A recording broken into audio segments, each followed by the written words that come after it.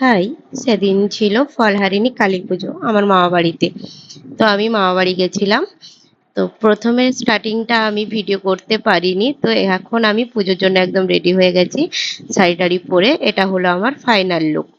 তো চলো আমাদের এই ব্যালকনিটা তোমাদের একটু দেখিয়ে দিলাম। এই ব্যালকনিটা আমার খুব পছন্দের, তো তাই ভাবলাম ভিডিওতেও একটু শেয়ার করে দিই তোমাদের সঙ্গে। ওই যে নিচে মামা দাঁড়িয়ে আছে, আর ওই দিকে রান্না বান্না হচ্ছে, আর গেস্ট এলে বসবে সেই জন্য চেয়ার দেওয়া হয়েছে। তো চলো এবারে তোমাদের ঠাকুর ঘর থেকে ঘুরিয়ে নিয়েছি, মানে যেখানে পুজোটা হচ্ছে। তো এখানেই মামাদের পুজোটা হচ্ছে, বেশ সুন্দর করে মাইমা আলপনা দিয়েছে, সাজানো হয়েছে খুব সুন্দরভাবেই। দুজন ঠাকুর মশাই এসেছেন, ওনারাই সমস্ত কিছু সাজিয়ে গুছিয়ে নিচ্ছেন, একটু পরেই ঘর তুলতে যাওয়া হবে তাই। আর এটা হলো মামাদের ঠাকুর ঘর, এখানেই সব ঠাকুর থাকে। মাইমা এখানে রোজ পুজো করে। তো চলো এবারে কি রান্না বান্না হচ্ছে কি হচ্ছে একটু ঘুরিয়ে আনি। তো এখানে হচ্ছে লুচি ভাজা, লুচি বেলা চলছে, লুচি ভাজা হবে। আর এখানে সমস্ত কিছু রান্না হচ্ছে, তো রান্নার ভিডিও করতে পারিনি। তো এবারে সব ঘর তুলতে যাবে বলে রেডি হয়েছে। তো চলো ঘর তুলে আসি, তারপর আবার দেখা হচ্ছে।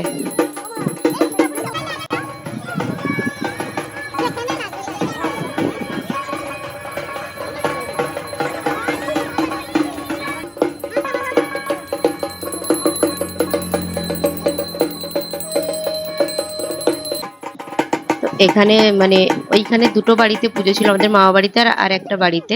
তো এই জন্য দুটো কলা গাছ দিয়ে এরকম করে দিয়ে গেছে। এবারে মামারা খুঁজে পাচ্ছিল না যে কোনটা মামাদের, কারণ অন্য লোক বেঁধে দিয়ে গেছে। তাই তাই বললো যে কোনো একটাতে করলেই হবে, তো এটাতেই এখন সমস্ত কিছু চলছে।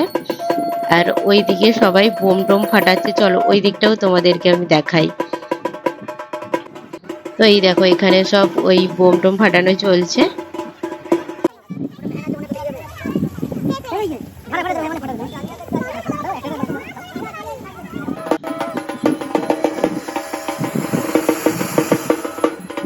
তো এবারে ঘর তোলা হয়ে গেছে, বাড়ি চলে এসেছি, মামা মাইমা পুজোতেও বসে গেছে।